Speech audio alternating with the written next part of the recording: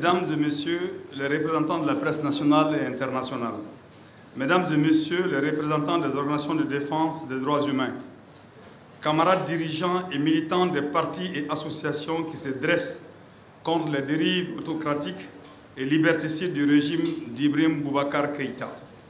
Au nom des organisateurs, je vous remercie de votre présence à cette rencontre. Le rassemblement pacifique organisé par le Front de sauvegarde de la démocratie, FSD, et la coalition des forces patriotiques, COFOP, le vendredi 16 novembre 2018 a été violemment réprimé par les forces de sécurité qui ont délibérément jeté des grenades lacrymogènes sur les dirigeants de l'opposition à peine arrivés sur l'esplanade de la Bourse du Travail. Sans sommation et sans chercher à parlementer, contrairement à toutes les règles du maintien d'ordre. L'intention était claire, tuer ou blesser. Pour l'exemple, faire peur et dissuader l'opposition à organiser d'autres manifestations.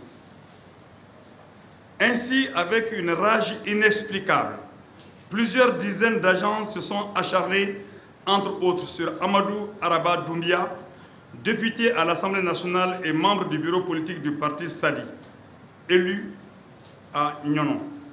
L'honorable Doumbia sortait d'une rencontre avec Soumelou Bébé Maïga.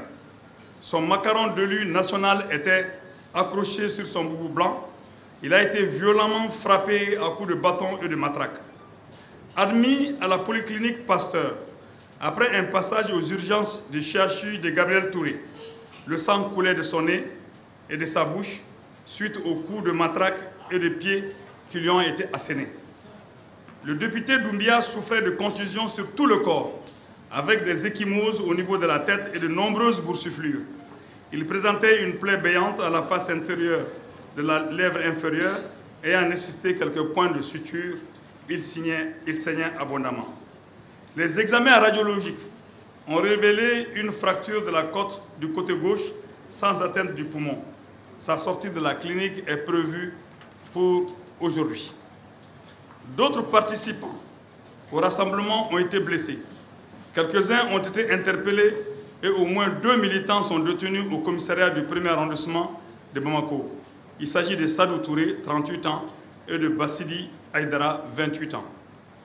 Dans son obsession à étouffer par la violence toute contestation, même pacifique, le régime n'a pas hésité à ordonner à sa police de gazer des personnalités de dimension nationale et internationale, comme le professeur Alinou Diallo, Soumaïla Sissé, Madame Si Kayatousso, Djibril Tangara, Mohamed Ali Bachili, Choguel Kokala Maïga, Ousenou Amion Guido, Maître Moutagatal et Hassan Bari, Djigiba Keïta, Oumar Mareko, Koulibaly Kayatou Samake. Nous condamnons avec la dernière énergie la répression barbare planifiée par les hauts responsables du régime. Cette agression barbare ne restera pas sans conséquences. D'ores et déjà, les responsables des organisations signataires tiennent Ibrahim Boubacar Keïta, Soumelou Bébé Maïga et le général Salif Traoré, ministre de la Sécurité du régime, pour responsable de cette violence que rien ne justifie. En s'en prenant au droit de manifestation pacifique garanti par la Constitution, le régime d'Ibrahim Boubacar Keïta veut intimider et terroriser l'opposition, les forces vives et l'ensemble du peuple malien. Ce faisant, il espère faire passer par la terreur ces réformes dont la finalité est la déstabilisation du Mali. Nous lançons un vibrant appel à toutes les forces démocratiques de l'intérieur et de l'extérieur afin qu'elles se mobilisent pour mettre en échec le fascisme rampant et les plans machiavéliques du régime d'Ibrahim Boubacar Keïta. Face à l'arrogance d'État et aux velléités autocratiques du régime, nous ne resterons pas les bras croisés. Aussi, allons-nous initier dans les heures ou jours qui suivent les actions suivantes.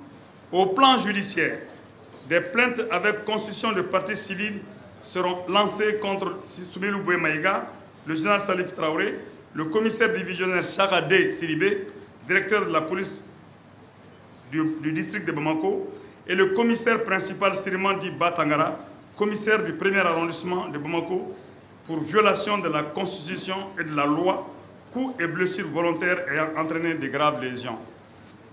Je crois qu'il faut ajouter le gouverneur du Sud de Bamako.